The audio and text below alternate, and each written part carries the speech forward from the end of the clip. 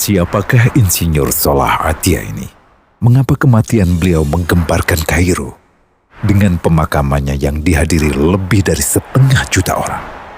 Mari kita simak kisah dari Asosiasi Universitas Islam Mesir ini. Al-Kisah dari kampung kecil bernama Tafahna al-Ashraf, distrik Mittelghamir, Provinsi Dakohlia, Mesir, ada 9 orang sarjana miskin lulusan Fakultas Pertanian. Lalu mereka pun sepakat membuat sebuah peternakan unggas, sembari mencari mitra ke-10. Namun mereka terbentur modal, maka dengan sekuat tenaga mereka kumpulkan dari hasil menjual tanah, perhiasan istri, hingga meminjam.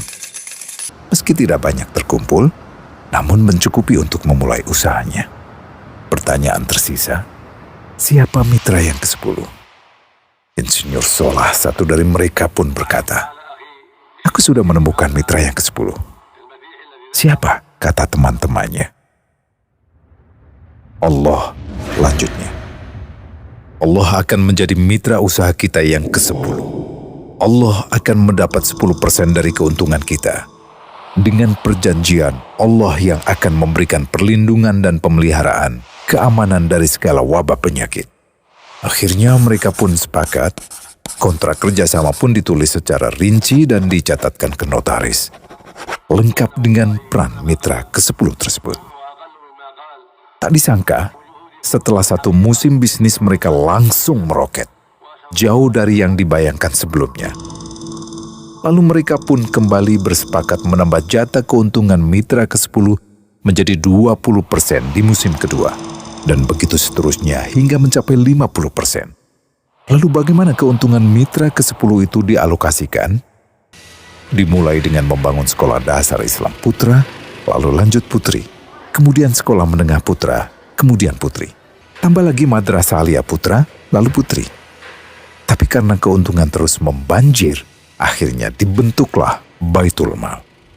Dan mereka pun mengajukan ke pemerintah untuk membangun universitas di kampung. Awalnya ditolak dengan alasan tiadanya akses bagi para mahasiswa. Tak berapa lama mereka pun mengajukan pembangunan universitas lengkap dengan stasiun kereta beserta jalurnya dengan biaya mandiri. Akhirnya permintaan ini disetujui, dan pertama dalam sejarah Mesir berdirilah sebuah universitas di perkampungan kecil. Semakin berkembang, dibangun pula fakultas kedua, ketiga, keempat hingga asrama putri dengan kapasitas 600 kamar. Lalu asrama putra dengan 1.000 kamar. Tiket kereta api pun digratiskan untuk memudahkan transportasi menuju kampung tersebut. Tak cukup hanya itu, dibangun Baitul Mal berikutnya hingga hilang kemiskinan di daerah tersebut. Dan program ini diduplikasi ke kampung-kampung lain hingga bisa dikatakan tak ada kampung yang disinggahi Insinyur Solah kecuali akan dibangun Baitul Mal untuk warga. Bantuan pun diberikan untuk fakir miskin dan para janda. Pemuda pengangguran pun dilatih untuk mengelola perkebunan sayur hingga mandiri, bahkan sampai bisa mengekspor ke negara tetangga. Pada saat panen raya, seluruh penduduk dikirimi paket sayur. Di hari pertama Ramadan diadakan buka puasa bersama untuk seluruh penduduk desa. Mereka memasak dan hadir ke lapangan yang dipenuhi beraneka makanan.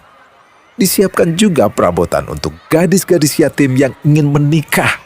Dan ini semua merupakan sedikit dari banyaknya kebaikan yang dilakukan oleh Insinyur Solah.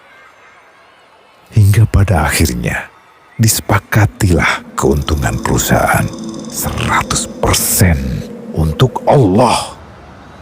Insinyur Solah yang awalnya adalah salah satu mitra usaha berubah menjadi karyawan Allah. Dia hanya menerima gaji, namun dia memberikan Tuhannya syarat agar membuatnya hanya butuh kepadanya dan hanya meminta kepadanya. Inilah sosok Insinyur Solah Atia, aktor utama kisah menakjubkan ini. Keikhlasannya membuat ia sama sekali menolak terkenal di media massa.